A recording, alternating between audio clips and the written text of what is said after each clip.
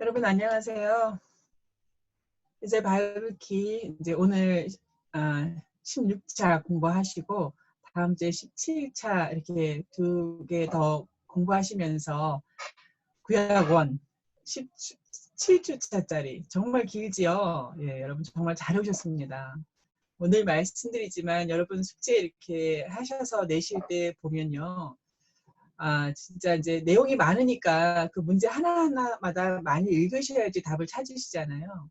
네, 참 정말 그 노력이 역력하시고 우리 예수님께서 말씀이시거든요. 말씀 공부하신 여러분들께 예수님께서 말씀으로 복을 주실 것을 제가 확신합니다. 이제 오늘 16주차 역대기 하학 공부하시고 다음 주에 좀 내용이 좀 많지 않습니까? 예. 에스라, 느헤미야, 에스더 세 권을 공부해야 돼서 이게 좀 편성이 어떻게 이렇게 됐나 싶은데요. 뭐 일단 이번 주 역대기하 공부하시고 그 다음 주에 또 이제 세 권 같이 좀 이렇게 짜임새 있게 같이 공부하도록 하겠습니다. 네, 오늘 그 역대기하 이렇게 공부하시는데요. 우리 지난번에 말씀드린 것처럼 그 역대기하가 저희 성경책에서는 이렇게 중간에 있잖아요. 근데 그게 이제 원래 구약에서는 그렇지 않다는 것을 이제 말씀드렸었잖아요. 기억나시지요? 예, 제가 한번 그러니까 히브리 성경책 말씀드리는 건데요. 한번 다시 한번 화면 보여드리면 히브리 원전의 순서는 창세기에서 시작해서 역대기가 제일 마지막에 있습니다. 맨 마지막에 있는 역대기. 그래서 이제 역대기에 나오는 많은 족보가 있잖아요. 그 족보와 연결되어서 신약의 마태복음으로 이제 이렇게 간다. 이제 그렇게 해서 말씀드렸죠. 뭐 유대인들은 지금 뭐 신약 성경이 있습니다. 예, 유대인들도 신약 성경이 있지만 우리만큼 이제 이렇게 많이 읽거나 이제 하지는 않는데요. 네, 그렇게 되어 있는 것을 말씀드리고요. 역대기 구조는 이제 이렇습니다. 역대기 상하로 나눠져 있지만 이제 원래는 한 권이라고 제가 말씀을 드렸었잖아요. 한 권이나 마찬가지다. 지난 시간에 역대 이제 지난 이번 주까지 역대상 이렇게 공부하실 때요. 앞부분에 이제 족보가 굉장히 많았고요. 뒤에 이제 3분의 2에 해당하는 부분에서는 다윗의 이상적인 통치를 이렇게 공부했고요. 근데 역대하에서는 앞부분에 이제 3분의 1 정도 되는 부분에 솔로몬의 통치를 배치했습니다. 이것이 이렇게 가운데 이렇게 센터에 놓이는 이제 이런 분위기가 되는 것이죠. 말씀했지만 히브리 문학은 이런 식으로 글을 쓸 때 가장 중요한 하고 싶은 이야기를 이렇게 센터에 놓는 이제 그런 문학 형식을 띈다고 그래요. 그래서 말하고 싶은 것은 역대기 전체에서 말하고 싶은 것은 다윗의 이상적인 통치, 또 솔로몬의 이상적인 통치, 즉 성전이죠. 한마디로 성전을 이제 이야기하고 싶은 것이죠. 당시 이 이제 수신자라 그러죠. 그 역대기를 읽는 사람들, 청취자라고 했던 그 사람들은 이게 가장 중요한 것이 이제 이것이라고 생각한 것이죠. 성전을 건축해야 된다. 성전을 건축하고 다시 성전 중심의 예배를 회복해야 된다. 이것이라고 판단을 한 것이죠. 이제 좀 순서 한번 또 이렇게 볼게요. 역대기에 이제 연대기 좀 볼게요. 이제 아시다시피 다윗 왕이 이제 BC 1010년에 이제 즉위를 해서요. 유다 멸망이 이제 586입니다. 그래서 전체적으로 한 뭐 450년 이상 되는데요. 그리고 이제 고레스 칙령, 이 내용, 고레스 칙령 내용도 이제 역대기에 나오죠. 이렇게 되어 있습니다. 좀 더 자세히 보면은 그 멸망하기까지가 포로 이제 1차, 2차, 3차에 걸쳐서 이제 멸망을 했다고 이제 말씀드렸잖아요. 그죠? 그러니까 한 번에 이루어진 게 아니라 이렇게 3차에 걸쳐서 이제 이루어졌다라는 것을 말씀드렸고요. 귀환도 마찬가지로 이제 3차에 걸쳐서 이루어집니다. 이제 포로 귀환하기 이전 중간에 있는 사건이 이제 바벨론이 멸망하는 거죠. 바벨론 멸망하고 페르시아, 고레스인데요. 페르시아가 그 패권을 장악하는 이제 그런 일이 벌어지는 것이죠. 그러면서 포로 귀환이 이루어진 것입니다. 이거 다음에 우리 다음 주에 배울 에스라, 느헤미야 이제 그 연대기는요. 포로 귀환이 3번에 걸쳐서 일어나고요. 1차 포로 귀환 온 사람들이 성전을 건축하고요. 2차 포로 귀환한 사람들이 이제 율법, 에스더와 함께 에스라와 함께 율법을 공부하고요. 3차 포로 귀환한 사람들이 이제 느헤미야잖아요. 성벽을 건축합니다. 예. 그 사이에 에스더 사건이 끼어 있는 것이죠. 예. 근데 이제 말씀드린 것처럼 에스더 성경을 갖다가 에스라, 원래 순서는 에스라, 에스더, 느헤미야면 딱 좋은데 그렇게 에스더를 중간에 넣지 못한 이유는 에스라와 느헤미야가 이제 한 권으로 이렇게 취급되어 있기 때문에 그렇습니다. 지금 공부하시는 그 역대기는 이쯤에서 기록이 된 것이거든요. 에스라에서 기록됐다고 하는 것을 말씀드렸잖아요. 그리고 그 근거는 역대기의 맨 마지막이 에스라의 맨 처음과 어땠죠? 예, 아주 똑같지 않습니까? 이제 그렇게 되겠습니다. 그럼 우리 먼저 이제 교재 조금 보고 나서 다시 슬라이드 겸해서 공부하겠습니다. 그 역대하에 대한 그 탐구가 여기 그 15주차에 있습니다. 15주차에서 역대상 탐구 있었고요. 그 다음에 역대하 탐구가 있습니다. 거기 부분 볼게요. 그 역대하 탐구 왼쪽 편에 보면은 조금 전에 본 그 연대기가 나왔지요. 다윗의 그 즉위식이 1010년도에 있었다고 말씀드리고요. 40년 지나서 솔로몬, 예, 그 다음에 이제 40년 지나서 분열왕국 있고요. 네, 그 다음에 유다 멸망이 있는 거죠. 네, 고레스 칙령이 있고요. 이렇게 갈 때에 아무튼 요 말씀드린 것처럼 요 역대기 자체가 기록된 것은 2차 포로 귀환, 에스라와 함께 2차 포로 귀환이 이루어진 다음에 쓰였기 때문에 거진 이 고레스 칙령보다도 한 뭐 80년 나중에 이제 적히거든요. 이제 그런 나중에 적힌 부분이라는 것을 이제 기억해 두시고요. 이 내용은 그 밑에 보니까 표가 있는데요. 1장부터 9장까지가 솔로몬의 이제 이상적인 통치가 나오고 그 이후로가 심판의 그 이유가 되겠죠. 그 분열 왕국의 이제 많은 죄, 또 회개하는 왕도 있고 회개하지 않는 왕도 있었던 그 내용들이 쭉 나오게 됩니다. 오른쪽에 역대하 탐구에 보시면요. 거기서 보면은 역대하 대부분의 내용은 솔로몬의 성전 건축, 성전 건축과 이제 예배죠. 성전 중심의 예배. 이것이 이제 핵심이어서 아까 그 역대기 상하 전체를 놓고 보더라도 제일 가운데 위치한다고 말씀드렸습니다. 그 밑에 줄에 이렇게 한 세 줄 정도 더 내려가 보면요. 이 책의 기록 목적은 하나님이 역사를 주관하심을 보여주면서 역사의 주관자는 이제 사람이 아니라는 거죠. 자기를 멸망시킨 그 바벨론도 아니라는 거예요. 예. 또 포로 귀환을 이렇게 해주는 고레스, 물론 고레스를 통해서 하셨지만 고레스가 주관자는 아니라는 거예요. 보여지는 것들은 그런 것이지만 역사의 진정한 주관자는 이제 하나님이시라는 거죠. 그게 나라에만 해당되는 것이 아니라 우리 개인에도 마찬가지입니다. 우리 개인에게도 이 개인의 모든 삶에 대한 주관자는 하나님이십니다. 그게 나거나 그게 뭐 우리 집에 있는 뭐 누구거나 이제 그게 아니라는 거예요. 하나님이 주관자시라는 거예요. 네, 그렇습니다. 주관하심을 보여주면서 죄에 대한 심판은 이미 끝났고 심판은 끝났다. 심판이 영원히 가는 것은 아니다. 이제 그것을 이야기해 주고 싶은 거예요. 심판이 영원히 가서 우리는 뭐 영원히 뭐 심판받는 그 족소로 끝나는 것이 아니라 심판은 끝났다는 거예요. 그 이후로는 하나님께서 아브라함과 다윗에게 하신 그 약속 성취가 이루어질 차례다. 이렇게 이야기해 주는 것이죠.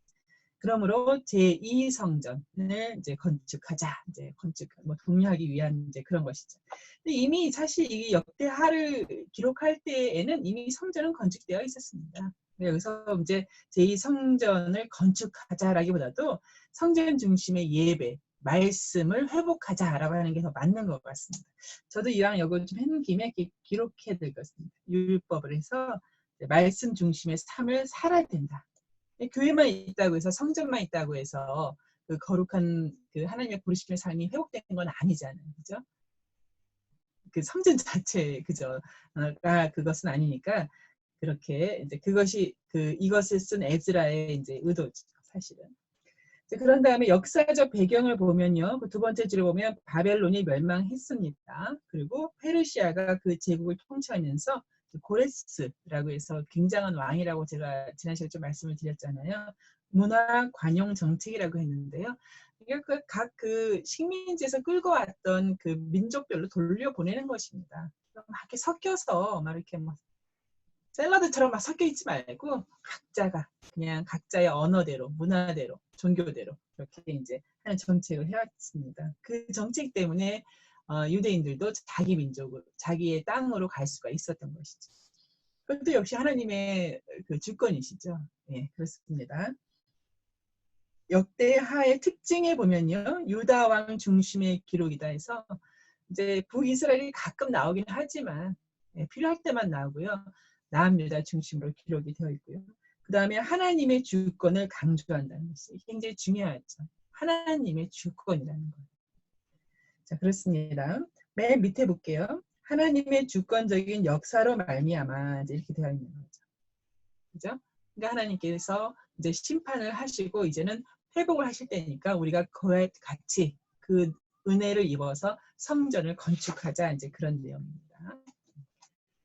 네, 여러분 그 열왕기 이제 이렇게 공부하실 때 있었던 내용이어가지고요. 공부한 지 얼마 안 되셨잖아요. 2주밖에 안 되셔가지고 뭐 다 아는 내용으로 나오실 것입니다. 16주차 이렇게 한번 펴봐 주세요. 네, 16주차. 네, 거기 펴시면은 솔로몬의 즉위와 이제 성전 건축이 나왔는데요. 핵심 구절 한번 봐주세요. 솔로몬이 예루살렘의 모리아 산에다가 여호와의 전을 건축하기 시작하는 건데 여러분 이거 아시죠? 하루 지난주 답쓰셨는데 그곳은 전에 여호와께서 그의 아버지 다윗에게 나타나신 곳이요. 그죠? 예, 그 다윗이 인구조사하는 것이 하나님께 이제 해서 기뻐하시지 않는 일이 되어서 징계하심으로 말미암아 전염병이 돌아왔잖아요. 한 7만 명 죽었잖아요. 그때에 다윗이 그 여부스 사람 오르난의 타잔마당에서 이제 그 제단을 쌓고 제사를 드렸을 때에 전염병이 멈췄잖아요. 용서함이 이루어졌다 해서 거기를 번제단이라 부르면서 이미 했었죠. 여부스 사람 오르난의 타작마당에 다윗이 정한 것이요. 다윗에다가 되게 동그라미 해놨어요. 자, 그런데 모리아산이거든요. 성경에서는 모리아산, 모리아라는 단어가 이제 2번 나와요. 그러니까 한 번이 창세기 22장 2절에 나옵니다. 창세기 22장 2절에 모리아가 나와요. 그리고 여기 지금 이제 솔로몬이 성전을 짓는 그 모리아가 나오는 거예요. 근데 여러분 이제 감 잡으시죠? 예. 그 창세기 22장 2절에서 모리아가 나온 이유는 아브라함이 이제 이삭을 바치기 위하여서 하나님께서 정하신 곳으로 가야 할 때 이제 모리아로 갔죠. 이제 모리아 지역에 가서 이제 하나님께서 말씀하신 산에 올라가서 그렇게 이삭을 바쳤던 건데요. 뭐 그 산이 그 산인지는 모르지만 뭐 그 산일 것 같습니다. 네, 그래서 모리아산, 지금 여호와의 그 예루살렘 성전을 짓는 그곳은 일찍이 아브라함이 이삭을 바쳤던 곳이다. 이렇게 생각하실 수 있습니다.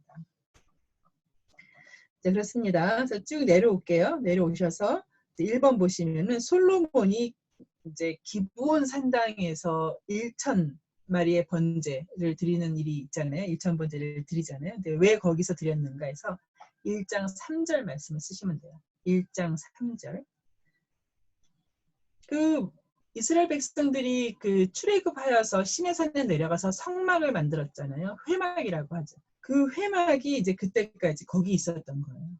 그러면 자그마치 몇 년 동안 그 회막이 거기 있었는가 있는 것으로 계산할 수 있냐면 470년 있는 것입니다. 470. 여호수아 시대, 사사기 시대 다 거쳐서 이제 다 거쳐서 솔로몬 때까지 온 게 470년이거든요. 건물도 470년 가기가 힘듭니다. 건물도. 이게 성막이거든요. 근데 많이 수선했을 거예요. 많이 수선하고 계속해서 보수를 했을 거예요. 그런데 회막이 470년 동안 거기 있었습니다. 이제 재밌죠. 그 다음에 2번에서는 이제 두로 왕 후람에게 이제 요청해서 모든 그 성전 지을 때 그 나무에 관련된 자재가 오잖아요. 2장 7절에서 8절, 13절에서 16절 그런 내용입니다. 예, 그렇습니다. 그 다음에 오른쪽에선 다 이제 힌트 구절이 있어서 이제 그대로 쓰시면 되고요. 5번에서요. 역대기 기자는, 이제 우리는 역대기 기자를 누구로 알고 있다? 에즈라로 알고 있잖아요. 그죠? 에즈라로 알고 있죠. 성전이 건축된 장소가 어디라고 강조하는 거예요. 어디라고 자꾸 강조하는 것이죠. 어디라고 강조하냐면 다윗이 정한 곳이다. 다윗이 정한 곳이다. 그것을 자꾸 이제 강조하는 거예요. 그렇죠? 자, 그 3장 1절에 있는 말씀을 이제 정의서 쓰시면 되죠. 3장 1절. 그 다음에요. 6번. 이제 그런 다음에 이제 성전을 짓고 이제 그 안에다가 언약의 그 하나님의 교회 언약궤를 놓지 않습니까? 그 안에 들어있는 것은 이제 무엇인가? 어디에 안치했고 어디에 넣었고 이제 성전이 크잖아요. 그 중에 어느 지역 어디에다가 언약궤를 넣었고 그 안에 무엇이 있는가 이렇게 쓰시는 것이죠. 5장 7절에서 10절 말씀입니다. 5장 7절에서 10절 말씀. 여기 말씀의 숲에서 보면요. 두 가지의 영광이 나옵니다. 세 번째 줄에 보면은 하나님의 영광이 나오고요. 그 다음 줄에 보면 자신의 영광, 사람의 영광이죠. 예. 그래서 이 우주에는 타락한 이후로, 인류가 타락한 이후로는 두 개의 영광이 이제 대치되는 거죠. 하나님의 영광과 사람의 영광이 이제 사실 대치가 될 그게 아닌데도 이제 사람이 그렇게 타락하면서 자신의 영광을 추구하게 됐다는 것이죠. 이제 그런 내용이 나왔습니다. 그 신학적 나이테 맨 밑에 한번 보실래요? 맨 밑에 보시면 성전의 회복과 하나님 중심의 삶만이 이스라엘의 유일한 희망이었던 것이다. 이스라엘뿐만이 아니라 이제 저희에게도 유일한 희망이죠. 유일한 희망이라고 하는 것은 여러 개의 희망 중에서 한 희망 이런 게 아니죠. 희망이 내가 여러 개가 있는데 그 중에서 뭐 한 희망 그런 게 아니라 유일한 희망이죠. 나머지는 다 이제 유한한 것이고 한시적인 것이고 그때뿐이고 이제 그런 것들이죠. 우리도 마찬가지죠. 그죠? 우리도 마찬가지로 성전 회복이라고 하는 것은 예배의 회복이잖아요. 하나님 중심, 말씀 중심의 삶을 사는 것이 참 희망입니다. 살다 보면요, 이제 그게 참 희망이라고 하는 게 이제 머릿속으로는 알아도 이렇게 삶으로 잘 안 될 때가 있잖아요. 근데 저는 이제 우리 하나님께서는 그 이제 제가 잘못 잡은 이제 거짓된 희망들이 있잖아요. 그것을 참 특히 제거해 나가시는 것을 잘하신다는 생각을 제가 많이 합니다. 우리 하나님께서는 거짓된 희망을 우리 삶 가운데서 제거하시죠. 예, 그렇습니다. 자, 한 장 넘기실게요. 성전 봉헌과 솔로몬의 통치하고 나왔습니다. 거기 핵심 구절 보시면요. 역대하 7장 14절에 있는 이제 봉헌식입니다. 봉헌 성전을 이제 봉헌할 때 나오는 건데요. 내 이름으로 일컫는 내 백성이 그들의 악한 길에서 떠나 스스로 낮추고 기도하여 내 얼굴을 찾으면 내가 하늘에서 듣고 그들의 죄를 사하고 그들의 땅을 고칠지라라고 나왔잖아요. 그죠? 그들의 땅이라고 하는 것이죠. 그죠? 뭐 우리 뭐 땅이라고 하는 게 진짜 이제 땅이냐면 이제 아니죠. 거기서의 삶이고 기업이고 뭐 신앙생활이고 자녀 양육이고 이제 모든 걸 다 포함하는 것이죠. 그죠? 그것을 고치신다는 거죠. 고치시는 분은 이제 하나님이 고치시는 거죠. 그죠? 내가 듣고 죄를 사하고 고친다. 즉 거기에 고쳐져야 하는 이유는 죄가 있었기 때문에 이제 망가졌다면 망가졌다는 것이고 했다는 이제 그런 이야기를 하는 것이죠. 굉장히 중요한 구절이고 이제 이것으로 이제 찬양도 있는 것 같습니다. 내 얼굴을 찾으면 그러니까 하나님을 우리가 하나님의 얼굴을 찾는 그 하나님의 얼굴 하나님의 영광이거든요. 그래서 하나님의 얼굴을 찾아야 되는데 이제 이게 약간 이제 이렇게 생활이 지나 보면 이제 우리가 하나님께서 혜택을 찾으려 그러잖아요. 자꾸 혜택을. 물론 우리는 하나님께서 주시는 복을 누리면서 살 수밖에 없는 존재지만 그것만을 계속 추구하게 되잖아요. 그렇죠? 혜택을 찾는 것이 아니라 하나님의 얼굴을 찾아야 됩니다. 자, 이제 그 밑에 쭉 보시면요. 이제 솔로몬의 에 대한 그 번영과 이제 영광에 대한 것이 나오죠. 1번에서 보면은 성전 봉헌 기도를 드리면서라는 내용이 나오거든요. 어떤 말씀을 지켜달라고 기도합니까? 6장 16절에서 17절. 6장 16절에서 17절에 있는 말씀을 쓰셔야 돼요. 누구누구의 가문을 영원히 세우시겠다는 그 이제 약속의 말씀을 지켜달라고 하는 것이죠. 그다음에 이제 오른쪽에 오시면요. 그 2번 문제에서요. 성전을 어떻게 표현하고 있습니까? 성전을 이게 좀 쓰기는 어려워요. 성전을 어떻게 표현하냐면 하나님께서 자신의 이름을 두시려고 이제 지하로 바라보시는 곳이다. 이제 이렇게 되어 있는데 그거 좀 더 이렇게 자세하게 쓰시면 됩니다. 또 성전이 하나님을 용납할 수 없음을 고백하면서 자신과 백성들이 성전에서 기도할 때 어떻게 해달라고 합니까? 사실 성전이 지어진 그 장소 아까 말씀드렸지만 그 다윗의 그 죄잖아요. 인구 조사가 그때는 이제 그 사건에서는 죄였던 거잖아요. 죄를 용서받은 곳이잖아요. 그러니까 성전이라고 하는 것은 용서받는 곳이죠. 그죠? 우리가 원하는 것을 자꾸 달라 그러고 뭐 얻고 뭐 그렇게 하는 거가 아니라 죄를 이렇게 나의 죄를 인정하고 자복하고 회개하고 그래서 용서받는 것이 성전의 이제 가장 기본적인 그 핵심 그 기능이죠. 그죠? 네, 그렇습니다. 우리 하나님 앞에 나갔을 때도 이제 그것이 가장 먼저이고 그것이 핵심입니다. 3번에서요. 7장 10절 말씀으로 쓰시면 됩니다. 7장 10절 말씀. 4번에다가 별표 놓으시고요. 4번 아까 그 핵심 구절에 나오는 것이거든요. 예, 핵심 구절에 나오는 말씀이니까 7장 14절이죠. 7장 14절로 쓰시면 됩니다. 5번 문제에서는요. 그 이제 누구의 명령을 따라서 이 제사 절기는 다 율법이잖아요. 네, 그러니까 누구의 명령이면 당연히 모세잖아요. 그 다음에 누구의 규례를 따라 제사장 레위의 직무의 모든 반열을 정한 사람은 이제 다윗입니다. 예, 다윗이 그것을 정해서 그것이 예수님 시대까지 1000년 이상을 간다고 제가 말씀드렸잖아요. 그러니까 제사 절기를 그 지키는 것은 모세의 명령 따라 지키는 건데 제사장과 레위인들의 그 직무를 정한 사람은 솔로몬이 아니라 성전을 짓는 솔로몬이 아니라 다윗이라는 것이죠.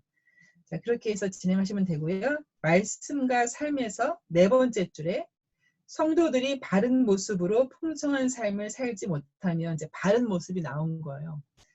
이제 바른 모습, 그러니까 성도들이 사는 모습이 바른 모습이 되는 거죠. 뭐 이렇게 잘나고 뭐 성공하고 뭐 이제 그러는 거가 아니라 바르게 생활을 하는 바른 모습이잖아요. 즉 말씀대로 사는 그 삶이 가장 바른 모습이죠. 바른 모습이죠, 그죠? 말씀에 따라서 산다. 성도와 성도가 아닌 사람의 특징은 그렇게 뭐 성공하고 뭐 잘하고 뭐 그것을 떠나서 말씀대로 사느냐 안 하느냐 이제 그것이죠. 여기까지 하신 내용을 조금 이렇게 내용으로 보면요. 솔로몬의 통치에서는 1장에서 솔로몬의 지혜가 나오고 2장에서 솔로몬의 예루살렘 성전 그 건축하는 것과 봉헌, 낙성식이 나옵니다. 그래서 언약궤를 옮겨오는 과정하고 6장에서 성전 봉헌식이 나오는데요.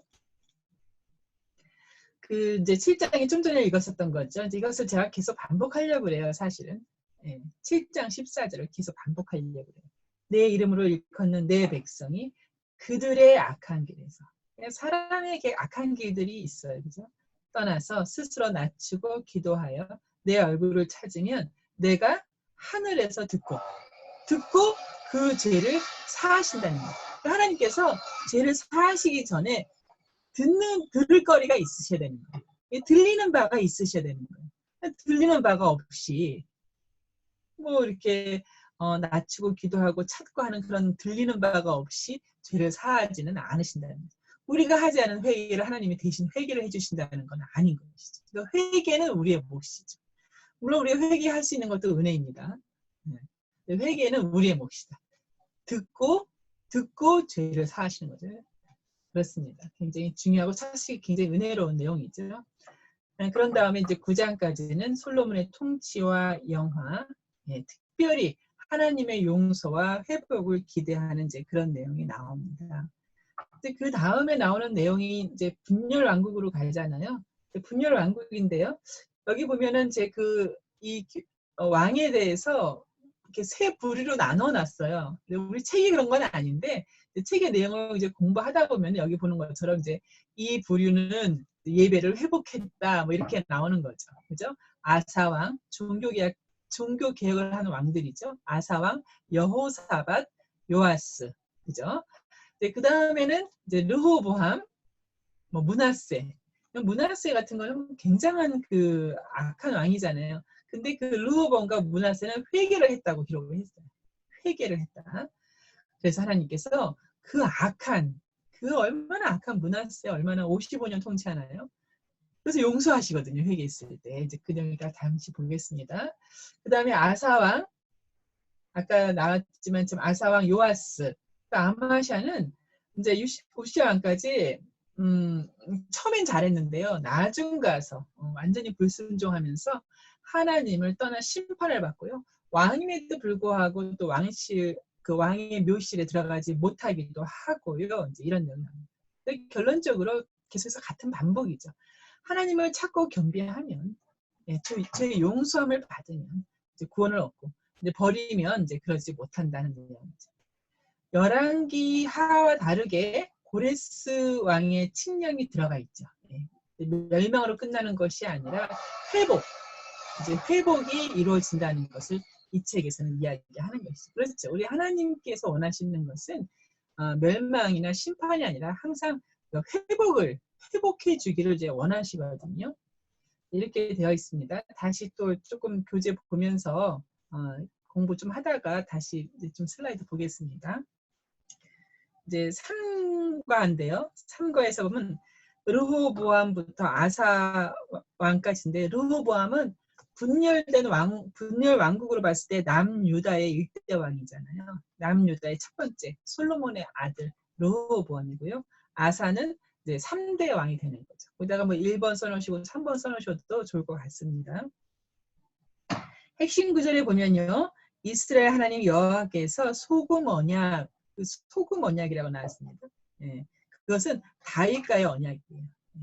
그래서 다윗과 그 자손에게 주신 것을 너희가 알거니와. 소금 언약은 이제 영원하다는 의미에서 이제 소금입니다. 영원하다, 이제 그런 뜻이죠. 그 다음에요. 이제 말씀의 습에 보면요. 교만하다는 단어가 이제 한 2번 나올 건데요.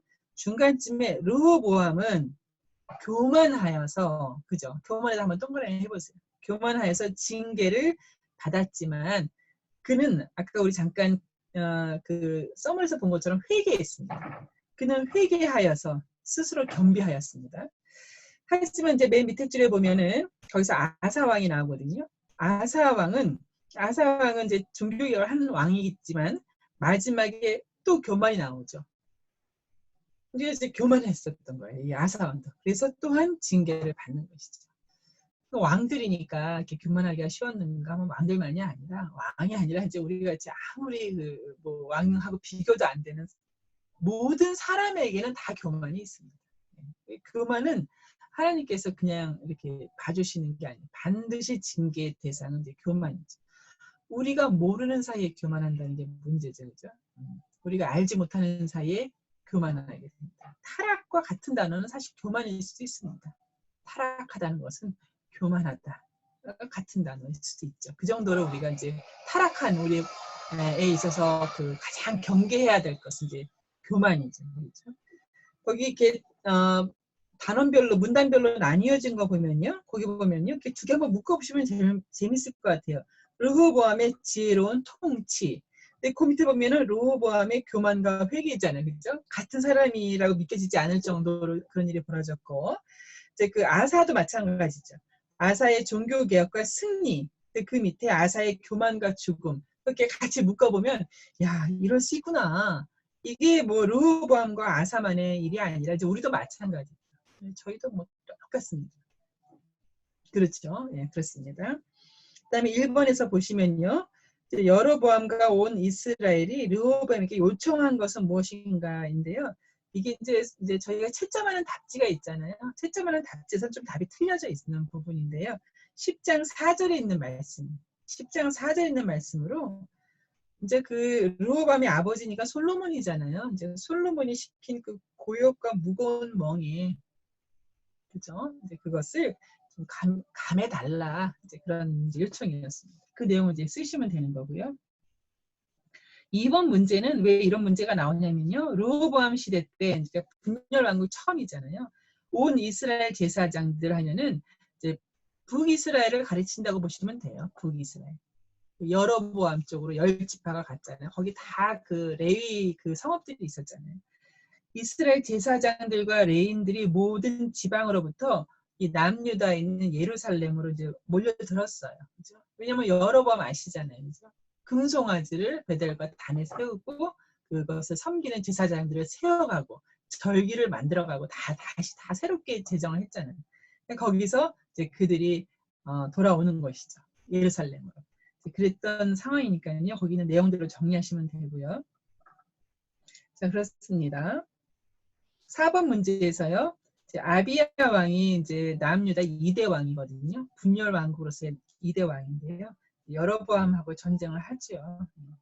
그때 이제 그 아비야 왕이 이제 이야기를 하는 거예요. 여로보암에게. 여로보암과 그 북이스라엘 군대에게 누구의 나라를 대적한다고 이제 말을 할 때 보면은 이제 여호와의 나라를 대적한다. 그러니까 우리 남유다는 여호와의 나라다. 너는 아니다. 이제 이런 식으로 얘기하는 것이죠. 13장 8절에서 11절. 13장 8절에서 11절 말씀이죠. 자, 그렇게 해서 기록하시면 되고요. 6번 문제에서요. 힌트 구절은 15장 2절 말씀. 15장 2절 말씀. 너희가 하나님을 버리면 하나님이 너희를 버리실 것이요. 너희가 하나님을 이제 찾으면 하나님 너희와 함께 하신다. 이제 그런 내용이죠. 그렇습니다. 자, 그 다음에요. 4과 여호사밧의 통치할게요. 여호사밧은 그 분열 왕국의 4대 왕입니다.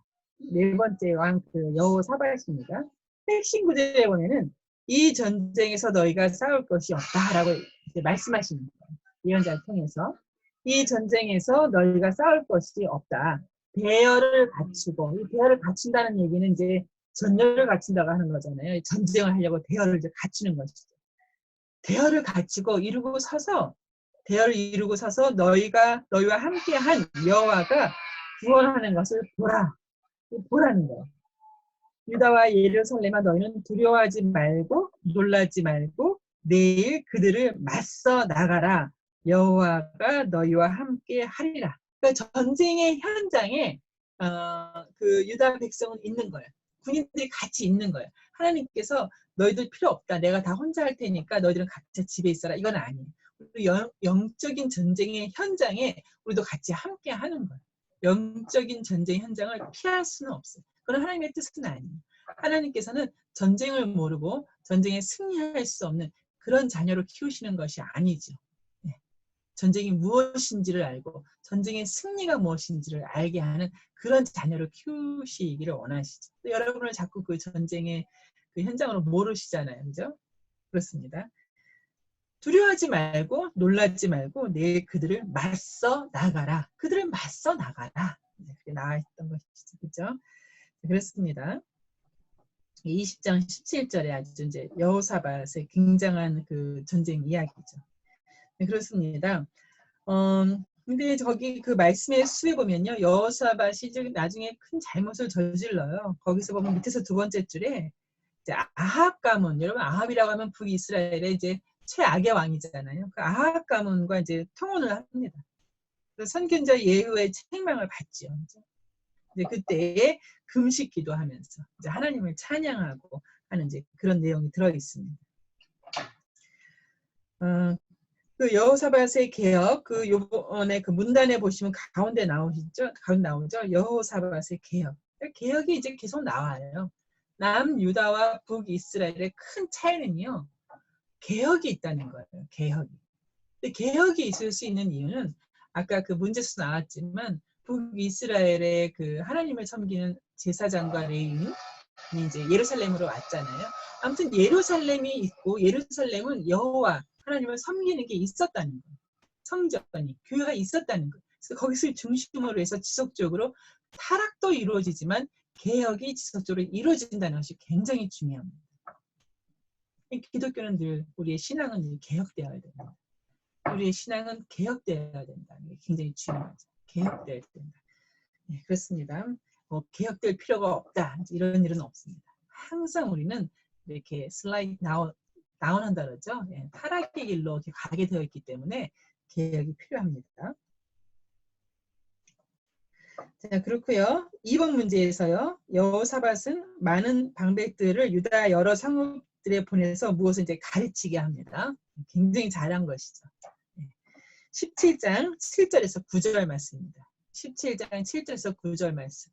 무엇을 이제 배우게 하는 것이, 가르치게 하는 것이 나오는 것이죠. 그 다음에 이제 3번 문제에서는 아까 말씀드렸죠.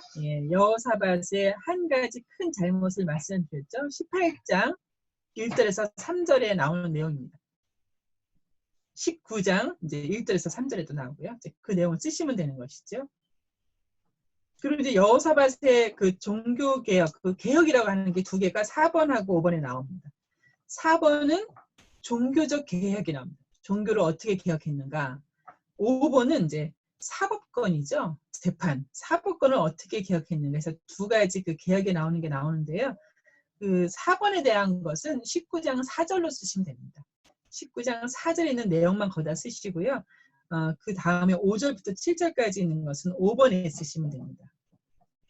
근데 이제 사실 그 여호사밧의 그 내용 중에서 제일 익사이팅한 것은 이제 우리 아까 그 암송 구절에서 여기 핵심 구절에서도 나왔지만 이제 6번 문제거든요. 6번 문제에서 그 보세요. 3개 연합군이 오거든요. 암몬과 모압과 에돔 연합군하고 전쟁을 하는 거거든요. 그 사람들을 큰 무리라고 표현할 정도로 이제 어마어마한 그 쳐들어온 것이죠. 그때 그 이제 제일 한 얘기가 뭐냐면은 그 군대가 이제 찬송을 합니다. 찬송을 시작할 때 여호와께서 일을 하시는 거예요. 네, 참 너무 은혜스럽습니다. 찬송할 때. 근데 이제 우리 이렇게 여러분 가정에서도 보면요, 그 부엌에서 뭐 이렇게 여자분들 막 일하시고 할 때요, 막 찬송을 크게 막 부르시고 막 하잖아요. 저는 그거 굉장히 좋다고 생각합니다. 하나님을 높여드리고 찬양하고 할 때 하나님이 일하신다는 게 있잖아요, 그죠? 네. 여기서 6번 문제 굉장히 우리에게 시사하는 바가 많습니다. 우리가 배워야 할 점이 많은 게 이제 6번 문제입니다. 그런 다음에요, 다시 넘기면요, 이제 분열 왕국 남유다, 계속 남유다죠. 5대 왕인 여호람이 나오고요. 5대 왕 여호람. 이제 그런 다음에 이제 그 아달랴가 이제 중간에 섭정을 하거든요. 그 아달랴가 중간에 섭정하는 그 기간이 있어서 그것을 이제 7대 뭐 왕은 아니죠. 여왕도 아니지만 그것을 놓고 친다면 요아스는 이제 8대 왕이 되는 거예요. 그래서 아달랴의 그 섭정 기간을 포함해서 이제 는 경우죠. 그랬을 경우 요아스가 이제 8대 왕이 됩니다. 지금 5대 왕과 이제 8대 왕까지 이렇게 공부를 하는 거죠. 교재에서 좀 틀린 게 있으니까 교재 수정하면서 볼게요. 거기 보면은 이제 말씀의 수에서 보면요, 아합과의 통혼 정책을 통해 태어난 이제 아들이 여호람이 아니라 아하시아입니다. 아하시아. 그러니까 여호람과 아달랴가 이제 결혼을 해가지고 태어난 아들이 이제 아하시아거든요. 그러니까 잘못됐죠. 여호람을 지우고 아하시아를 쓰셔야 되는 것이죠. 여호람이 이제 막내 아들이거든요. 예, 그래서 그의 어머니 아합의 딸이죠. 아달랴의 영향을 받아 우상 숭배와 악을 행합니다. 그렇죠. 아하시아와 이제 아달랴인데요. 아들과 엄마가 되는 거겠죠. 네 번째 줄에 보니까 하나님의 징벌로 비참한 최후를 이제 맞는 것이죠. 근데 이제 그 아시다시피 아달랴가 모든 다윗 왕조의 이제 모든 사람을 다 쳐서 죽이거든요. 그때 요아스, 갓난뱅이 요아스, 거진 갓 태어난 아기인 것 같아요. 요아스는 제사장 여호야다의 은혜로 말미암아 생명과 왕위를 얻었고 하나님 앞에 성실히 일하였습니다라고 나왔습니다.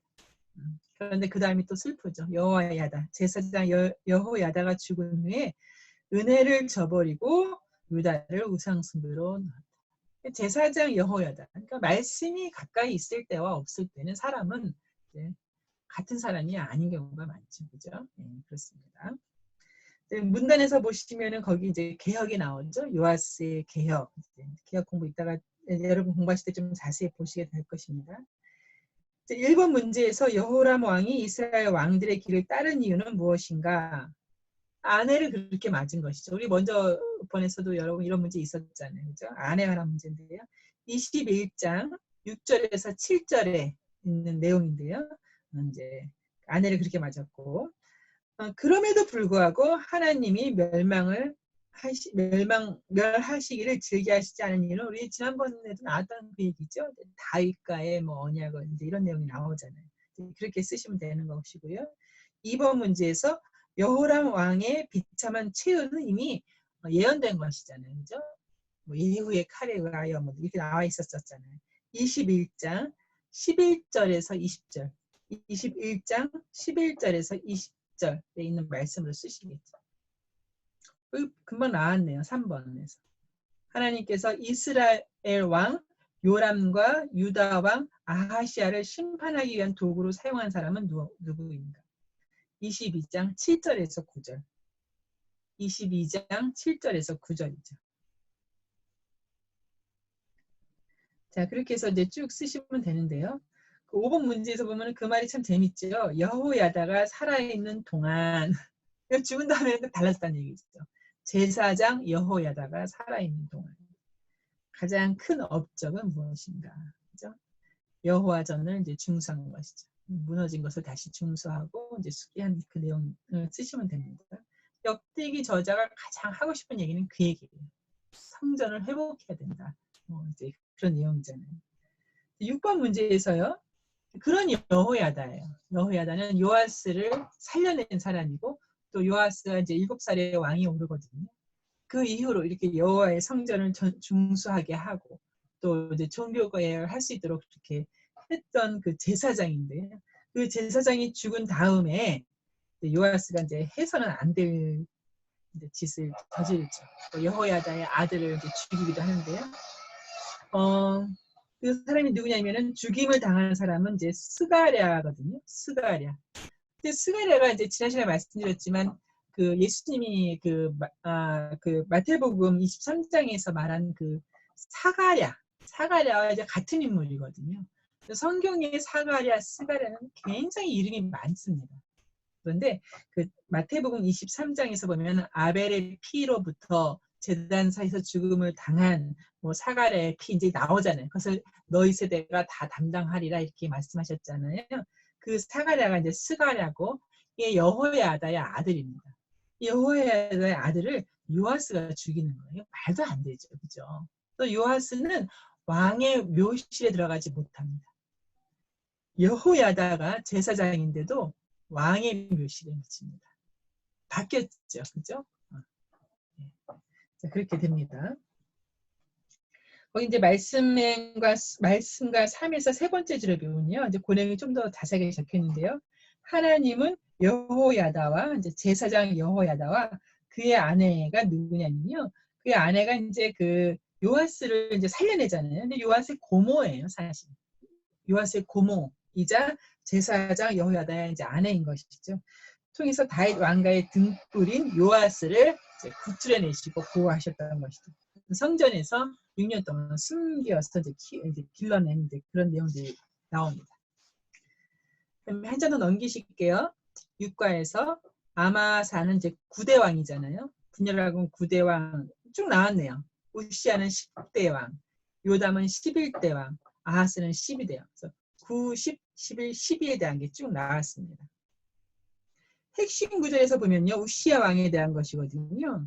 우시아 왕이 여호와 보시기에 정직하게 행하고 하나님의 묵시를 밝히 하는 스가랴, 이제 이건 또 다른 스가랴거든요. 하나님의 묵시를 밝히 하는 스가랴, 이제 제사장, 레위인이라고 추측이 됩니다. 그러니까 사는 날에 하나님을 찾았고, 하나님을 찾았고 하나님을 찾는 동안에는 그가 형통함을 이제 받은 것이죠. 하나님께서 그를 형통하게 하셨다고 했잖아요. 찾는 동안은, 찾을 때는 하나님께서 그를 형통하게 구하라, 두들기라, 찾으라, 뭐 이제 이런 내용인 것 같아요. 그죠? 우리도 마찬가지입니다. 여러분 어려운 뭐 진짜 어려움이라고 하는 것은 끝도 없는 것 같아요. 계속해서 밀려오는 파도와 같은 것 같습니다.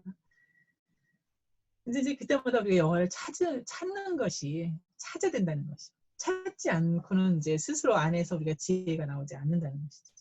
그런데요, 그 말씀의 숲에서 보면요, 또 이제 우리 교만이라고 하는 단어가 한 2번 나오거든요. 첫째 줄에 아마샤, 선한 왕인데, 그 보세요. 에돔과의 승리. 이 승리가 있은 다음에 그 다음에 교만하잖아요. 패배한 다음에 교만한 일은 거의 없는 것 같습니다. 성경에서. 패배한 다음에 교만한 일은 별로 없어요. 승리한 다음에 이제 교만이 나오는 거죠. 쭉 내려가셔서 우시야 보실래요? 우시야 왕은 여호와 앞에 정직한 자로서 선정을 베풀었습니다. 그러나 강성함, 강성함, 부요함, 승리, 더불어 찾아온 교만이 생긴 거죠. 교만. 그렇죠. 그렇습니다.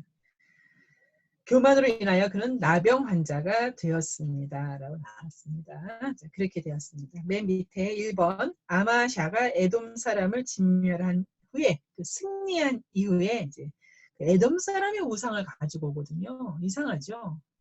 자기가 정복한 땅에 그 우상을 다 이렇게 멸해야 되는데 진멸해야 되는데 그것을 갖고 와서 그것을 섬기잖아요. 25장 15절 말씀. 25장 15절 말씀입니다. 오른쪽이 2번 우시야 왕도 대단해요.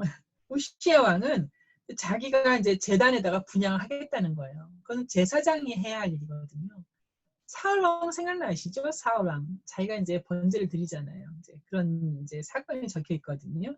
그의 잘못은 무엇이며 1번에서 쓰시고 그가 받은 벌은 또 어떤 것이며 해서 2번 해가지고 이 두 가지 쓰시면 되는 거죠. 3번 문제에서는 요담 왕이 점점 강하여져 간 이유는 무엇인가? 27장 6절 말씀. 27장 6절. 답이 아마 상상해 가실 거예요. 역대기를 쓴 그 역대기 기자는 다 이런 식으로 써요. 네. 그래서 이제 어떻게 해서 이렇게 강성해졌는가? 이래서 강성해졌다. 같은 패턴이 나오긴 합니다. 4번 문제다. 이렇게 별표 한번 2번 해보세요. 되게 재밌는 사건입니다. 그 이제 이스라엘 군대가 유다의 포로를 사로잡아서 이제 사마리아로 이제 데리고 가는 거예요. 이스라엘 왕이 이겨가지고 이제 유다 쪽이 이제 포로가 돼서 끌려가는 거예요. 그때 선지자 오뎃이 이제 충고를 하는 거예요. 그 이스라엘에게 유다를 넘겨준 것이다. 이 유다를 너희 이스라엘, 북이스라엘에게 넘겨준 것이다. 그런데 그들을 그렇게까지 압제하고 노예로 삼는 것은 하나님께 범죄하는 것이라고 이제 충고를 하거든요. 네. 제가 승리했다고 해서 그렇게 마음대로 해서는 안 된다는 것이거든요. 네, 그렇습니다. 자, 그렇게 해서 이제 거기 힌트대로 다 쓰시면 되고요. 말씀의 삶에서 보면요. 아까 우리 봤잖아요. 우시야는 하나님의 도우심으로 강성해졌다. 근데 강성해진 게 그 밑에 교만으로 갔잖아요. 한번 이렇게 화살표 해보세요. 강성한 것이 교만으로 갔죠. 근데 이 교만한 것은 어떻게 되냐면요. 그 밑에 줄에 보면요. 교만해진 우시야가 영적인 판단이 흐려졌어. 영적인 판단이 이제 흐려지는 거예요. 그러니까 강성하고 승리하고 부유해지면 교만하게 되고 교만하게 되면 눈이 어두워진다는 거죠. 교만하면 눈이 어두워집니다. 판단이 이제 흐려진다는 얘기죠. 그래서 그 밑에 줄에 보니까 교만은 패망의 선봉이요. 거만한 마음은 넘어짐의 앞잡이다라고 이제 되어 있습니다. 마저 다 볼게요. 본 다음에 이제 슬라이드에서 정리해서 한번 이렇게 복습하는 식으로 보겠습니다. 7과에서요. 하나님과 함께한 히스기야는 이제 13대 왕입니다. 히스기야 13대 왕. 그렇죠. 그 다음에요. 그 히스기야 그 문단별로 되어 있는데 좀 내려보시면 문단별로 되어 있을 때 중간에 히스기야의 성전 제도 개혁이 또 나왔죠. 남유다는 지속적으로 개혁이 있습니다. 이것이 은혜입니다. 개혁을 지속적으로 한 것이 은혜라는 거. 그리고 개혁할 수 있는 이유는 성전 중심. 저희도 마찬가지로 이제 우리는 지금 저희가 성전입니다. 성령께서 가신 성전인데 이렇게 사람이 모이는 것은 또 교회잖아요. 그죠? 네, 말씀들이 오고 가고 나눔이 이루어지는 곳이잖아요. 네, 그런 의미에서 교회의 역할은 굉장히 중요합니다. 지속적으로 나의 신앙을 개혁받을 수 있는 곳은 교회거든요. 굉장히 중요합니다. 오른쪽 페이지에 히스기야의 개혁 작업의 일환으로 오랫동안 지키지 못했던 유다의 가장 큰 점. 오랫동안 지키지 못했다는 거예요. 지키지 못할 그런 절기가 아니거든요. 30장 1절에서 2절입니다. 절기가 여러 가지 있지만 이 절기를 오랫동안 지키지 않았다는 것은 얼마만큼 그들이 타락했는가, 하나님을 배역했는가를 말해주는 단적인 이제 예가 되겠습니다. 30장 1절에서 2절 말씀. 3번 문제에서요. 30장 10절에서 12절 말씀. 30장 10절에서 12절 말씀에서 세 부류가 다 다른 이제 좀 반응을 이제 나타냅니다. 그다음에 4번 문제는 별표를 해두시고요. 히스기야의 종교 개혁이거든요. 별표해 주시고 세 가지를 쓰시면 됩니다. 첫 번째는 레위인과 제사장은 어떻게 할 것이요. 2번 왕은 그 재산을 어떻게 할 것이요. 3번 백성은 어떻게 할 것이요. 이렇게 세 가지 종교 개혁 세 가지에 대한 것을 쓰시면 되는 것이죠. 6번 문제에서는요. 사내립이 이제 그 모든 이런 왕들 특히 종교 개혁을 했던 왕들 시대에는 희한하게 이런 어떤 침략이 있더라고요. 네.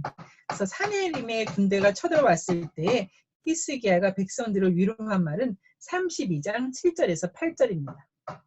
32장 7절에서 8절. 거기서 보면은 이제 히스기야가 이제 큰 그 무리가 쳐들어왔거든요. 이제 그때 이제 위로하는 말이 있는 것이죠.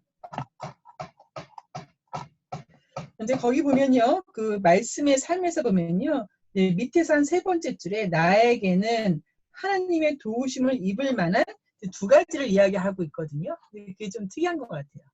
두 가지가 있는데 하나는 삶의 경건 그리고 믿음의 담대함이란 말이 있습니다.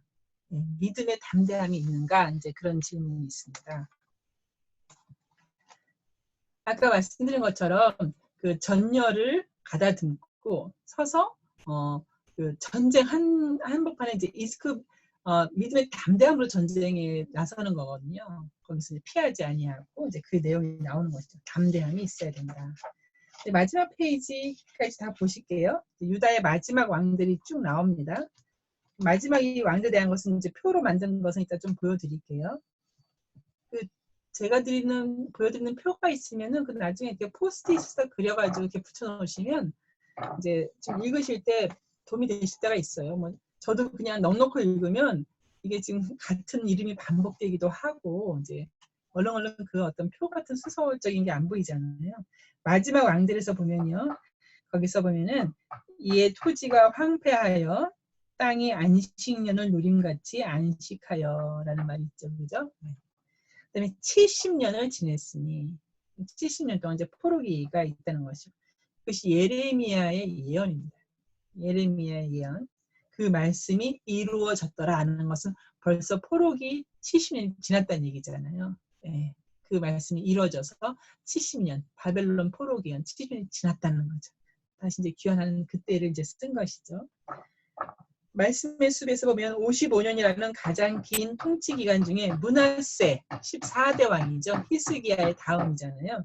14대 왕 전무 후무한 우상숭배와 죄악으로 유다를 멸망으로 몰고 갔습니다. 그러나 므낫세는 회개합니다. 그 다음 왕이 이제 요시야인데 이 요시야는 아까 그 8대 왕 요시야랑 다릅니다. 8대 왕 요시야는 그 여호야다가 살려낸 왕이잖아요. 거기하고는 다릅니다. 지금 계속해서 이렇게 반복되기 때문에 이제 그럴 수 있는데요. 다른 왕이라고 하는 것을 제가 말씀을 드리고요. 그 다음에 14대 이제 16대 왕이 되는 거죠. 요시야는 16대 왕.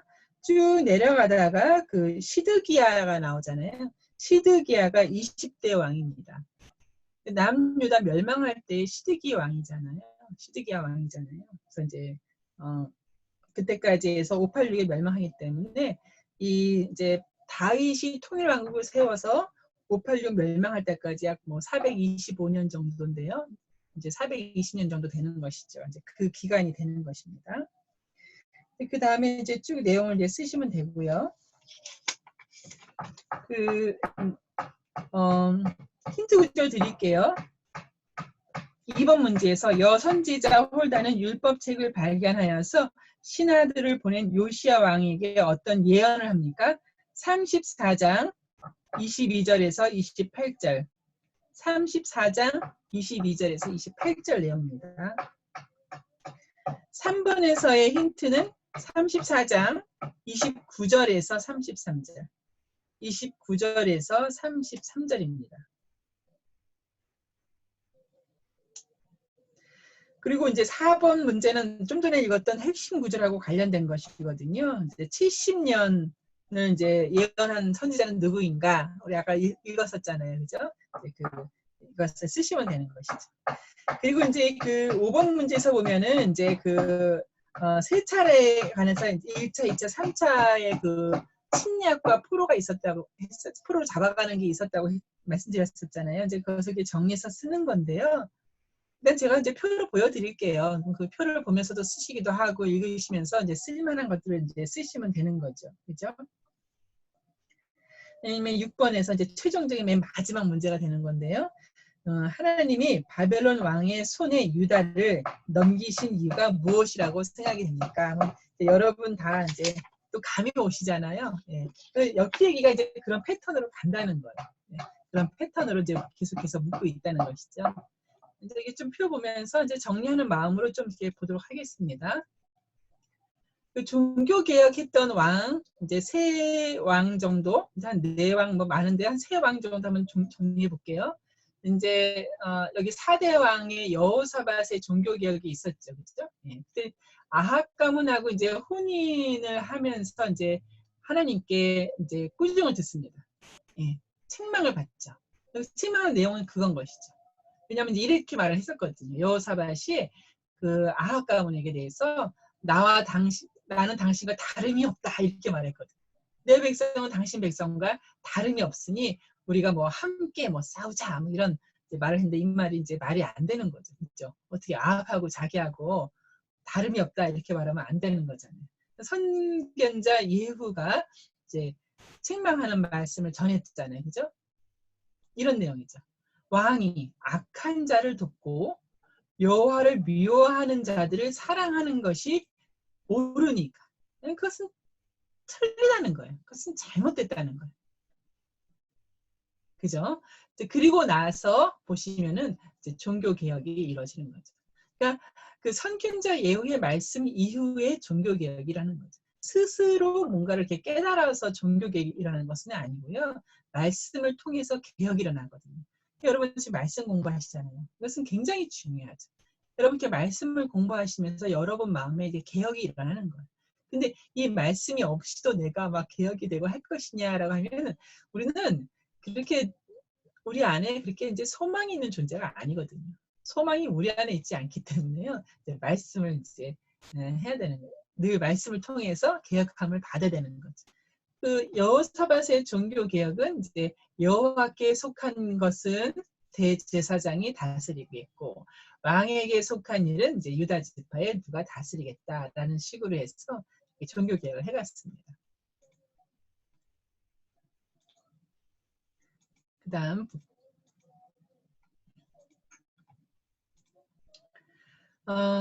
여기서 이제 쳐들어오잖아요, 그죠? 예, 쳐들어왔을 때 아까 그 얘기죠. 너희는 이 큰 무리로 말미암아 두려워하거나 놀라지 말라. 이 전쟁은 너에게 속한 것이 아니요 하나님께 속한 것이니라 하면서 이제 찬송할 때에 아까 그 이야기잖아요, 그죠? 그 노래와 찬송이 시작될 때에 예, 하나님께서 복병을 두어 유다를 치러 온 암몬 자손 모압 그리고 세산 주민을 세계 연합군을 패배시키셨다. 찬송할 때에 패배시키셨다라고 나오죠. 그죠? 네, 진짜 그런 하나님이시죠. 그 다음에 이제 8대 왕 요아스 그 어린 왕이잖아요. 7살 때 왕이 됐었잖아요. 그 왕에 대한 이야기, 종교개혁에서도 또 우리가 이제 우리 마음에 개혁할 부분이 있는가 한번 볼게요. 이제 요아스가 성전에서 6년 동안 이제 숨겨서 길려졌었잖아요. 그리고 그가 왕이 될 때 나이가 이제 7세였거든요. 그리고 40년 동안 다스립니다. 제사장 여호야다가 사는 날에는 요아스가 이제 여호와 보시기에 정직하게 행하며 종교 개혁을 이뤘던 거예요. 마찬가지로 제사장 여호야다가 있었던 거예요. 아까 여호사밧도 마찬가지잖아요. 그렇죠? 그 부분이 중요한 거죠. 제사장이라고 하는 뭔가 하나님 말씀, 제사장 이런 게 있었던 거예요. 그렇지 않고 뭐 왕이 자기가 알아서 갑자기 종교개혁을 한 건 아니라는 거죠. 여호야다가 이제 130세에 사망을 하고 그는 다윗성의 여러 왕실 묘실 중에 장사가 됩니다. 네, 묘실에 들어가요. 굉장하죠. 네. 그러나 여기서 요아스 자신은 들어가지 못해요. 정작 요아스는 이제 들어가지 못하고 이제 그렇게 상황이 됩니다. 그다음에 13대 왕 히스기야, 예, 종교개혁 볼게요. 이제 히스기야는 이제 그 제사장, 그 레위 사람들에 대한 그 세 가지인데 반열을 먼저 정돈하고요.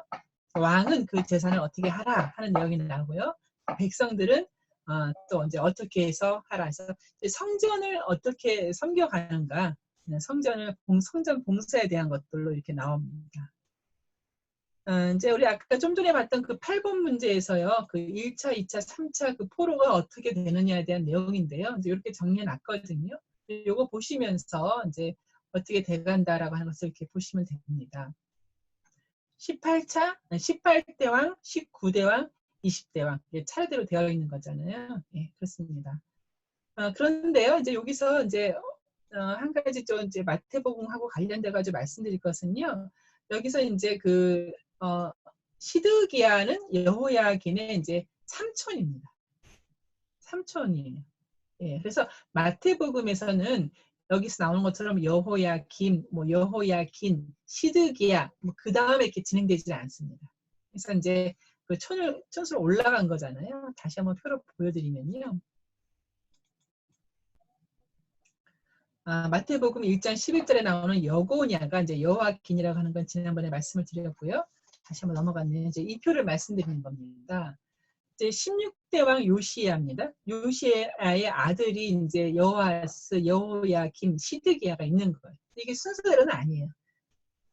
예, 제가 알기로는 여호야김이 장남인 것 같거든요. 아무튼 먼저 이렇게 세 왕이 있습니다. 근데 이제 17대 여호아스가 이제 애굽으로 끌려가서 애굽에서 사망하죠. 그리고 나서 요시야의 이제 또 다른 아들 여호야김이 18대 왕으로 이제 되는 것이죠. 네, 그죠? 그리고 나서 19대가 누구냐면 여호야김의 아들입니다. 그죠? 여호야김의 아들 여호야김이 되는 거죠. 그리고 다시 20대가 시드기야가 되는 것이죠. 이런 식으로. 그죠? 네. 그런데 이제 그 마태복음에 가면 족보가 나오잖아요. 예수님 족보에 가면은 이제 거기서는 이제 이렇게 만들어 가지를 않고요. 그죠? 여기서 여호야긴 다음에 여호야긴의 아들로 가는 거잖아요. 그죠? 여호야긴의 아들 스알디엘. 바벨론에서 태어난 것이죠. 마찬가지로 바벨론에서 태어난 수룹바벨. 이 수룹바벨이 포로 귀환을 해서 1차 포로 귀환해서 성전을 짓는 거예요. 그래서 그 성전은 우리가 이제 별명을 붙이잖아요. 그래서 수룹바벨 성전이라고 하는 거예요. 솔로몬이 이제 짓게 된 거죠. 그래서 솔로몬 성전. 이거는 수룹바벨 성전.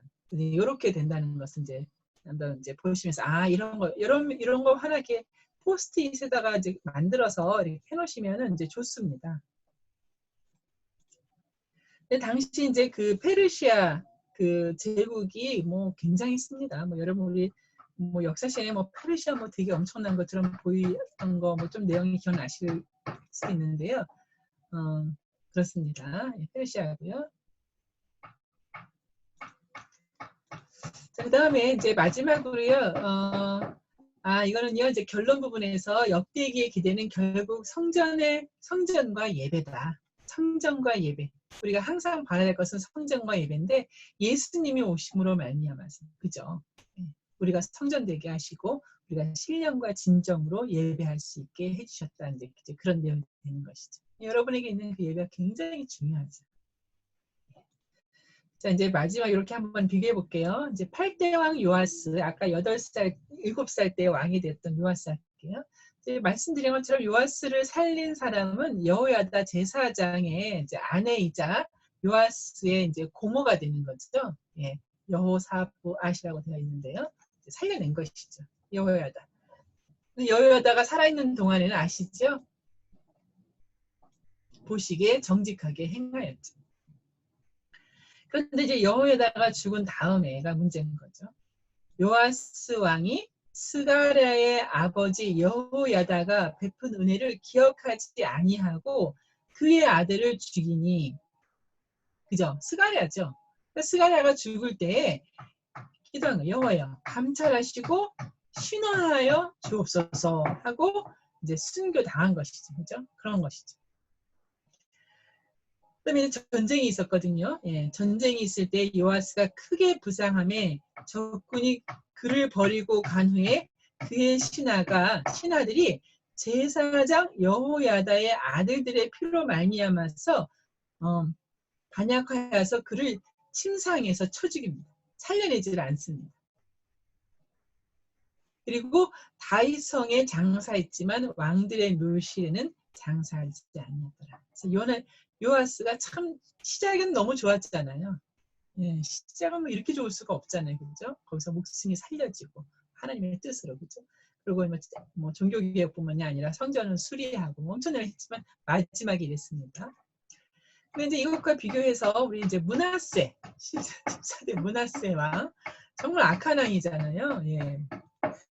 그 문하세 왕은 이제 그 아수르 이제 바벨론으로 아직 넘어가기 전에 아직 아수르 이때에 그 아수르의 왕이 이제 쳐들어와서 문하세를 이제 사로잡고 쇠사슬로 결박하여라는 말이 있는데요. 사실 이제 이 말에 대한 것에 해석이 많아요. 이렇게 코에 구멍을 뚫어서 줄을 껴서 이렇게 끌고 갔다는 식의 이 단어거든요. 사실 이 히브리 단어가요. 설마 사람에게 코를 그렇게 껴가지고 그렇게 끌고 갔을까 소처럼 그건 아닐 것이다 하는데요. 그 아수르 그 제국이라고 하잖아요. 거기에 있는 그 벽화들을 보면요, 포로를 끌고 갈 때 정말 그렇게 끌고 가더라고요. 네, 코를 껴가지고 이렇게 포로는 그렇게 끌고 가더라고요. 네. 근데 이제 그것이 정말 문하세를 그렇게 했는지는 모르지만 여기서 쇠사슬로 결박해서 끌고 갔다는 그 표현은 이제 그런 표현입니다. 얼마나 환난입니까? 굉장히 환난이죠. 그 환난을 당했을 때 그가 뭘 했냐면요. 웬일입니까? 여호와께 간구하고 크게 겸손하여서 기도하였던 거예요. 예. 근데 그걸 또 하나님께서 또 들으시는 거예요. 예. 그 기도를 받으시는 거예요. 마치 십자가상에 있었던 강도 한 사람의 그 어떤 그 간구처럼 그걸 또 들으시고선 그를 간구를 들어서 그가 다시 예루살렘으로 돌아옵니다. 그 다시 왕위에 앉게 되는 거예요. 므낫세가 그제서야 여호와께서 하나님이신 줄을 알았더라. 그러니까 그 열왕기에서는 이렇게 기록이 안 되어 있거든요. 역대기에서는 이제 이렇게 회개, 우리 하나님께서는 들으시는 분이다라고 하는 것이죠. 이거 우리 아까 이제 벌써 세 번째 반복되네요. 역대하 7장 14절 말씀. 내 이름으로 일컫는 내 백성이 해야 할 일은 네 가지인 거예요. 네 가지를 해야 되는 거예요. 우리들이죠. 악한 길에서 떠나야 되는 것이죠. turn from, 떠나야 되는 거예요. 그리고 스스로를 낮추고 기도하고 내 얼굴을, 하나님의 얼굴을 찾는 것. 요 네 가지는 우리가 해야 할 일인 것이죠. 요 네 가지를 우리가 하고 그러면 하나님께서 반드시 우리의 기도를 듣는다 안 듣는다? 듣는다는 거잖아요. 그게 바로 이 므낫세의 예잖아요. 들으시고 죄를 사하시고 다시 땅을 고치신다는 거잖아요. 이게 바로 이제 이 므낫세를 기록한 그 이제 이유가 되는 것이죠.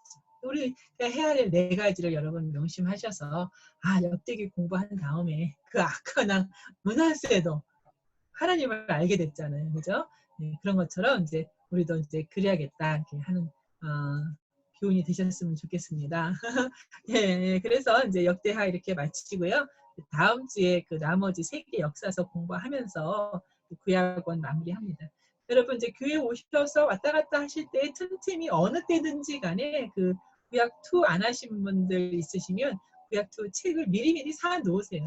예, 그게 좋습니다. 예, 여러분 그러면 수고하셨습니다. 예, 들어가세요.